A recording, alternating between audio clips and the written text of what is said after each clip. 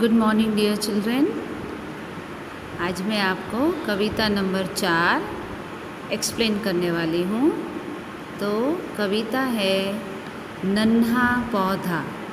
बच्चों, इस कविता के द्वारा कवि ने हमें ये समझाया है कि यदि हम कुछ कार्य करना चाहते हैं तो पहले हमें अपनी आलस को छोड़ना होगा और उस आलस से बाहर निकलकर हमें मेहनत करनी होगी, तभी हम कुछ कर सकते हैं। यहाँ पर पौधे के द्वारा हमें कवि ने यह समझाया है। पहले मैं एक एक पंक्ति आपको समझाऊंगी। एक बीज था गया बहुत ही गहराई में बोया, उसी बीज के अंतर में था नन्हा पौधा सोया। आप जानते हो कि जब हम किसी बीज को बोते हैं तो उसको ज़मीन के अंदर, मिट्टी के अंदर एकदम डीपली उसको सोट कर देते हैं। तो यहाँ पर बीज जो है वो बहुत ही अंदर बोया गया था। उसी बीज के अंतर में एक नन्हा पौधा सोया। बीज के अंदर में पौधा था।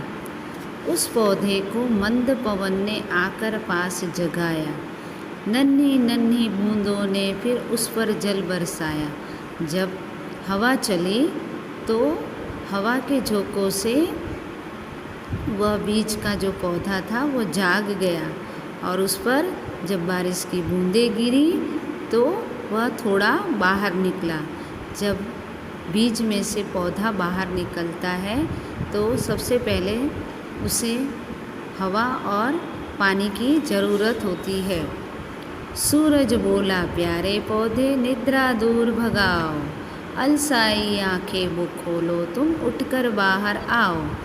सूरज भगवान ने कहा कि प्यारे पौधे अब तुम बीज में से बाहर आओ, अब अपनी नींद से तुम बाहर आओ और अपनी आलस खोलकर तुम इस मिट्टी से भी और इस बीज से भी बाहर निकलो और मेरे प्रकाश को देखो। आँख खोलकर नन्हे पौधे ने तब ली अंगड़ाई, एक अनोखी नई शक्ति सी उसके तन में आई।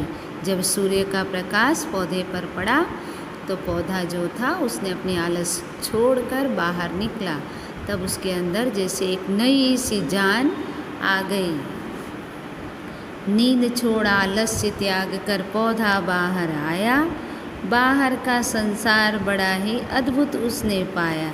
जब वो पौधा बीज में से और मिट्टी से ज़मीन के बाहर निकला तब उसने इस बाहर की दुनिया को देखा तो उसे बहुत ही सुंदर यह अद्भुत संसार उसने देखा और उसे बहुत ही खुशी महसूस हुई।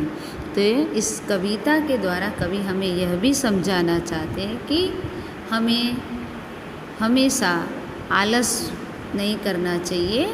आलस छोड़कर कुछ कार्य करने के लिए उस पर तत्पर होना चाहिए।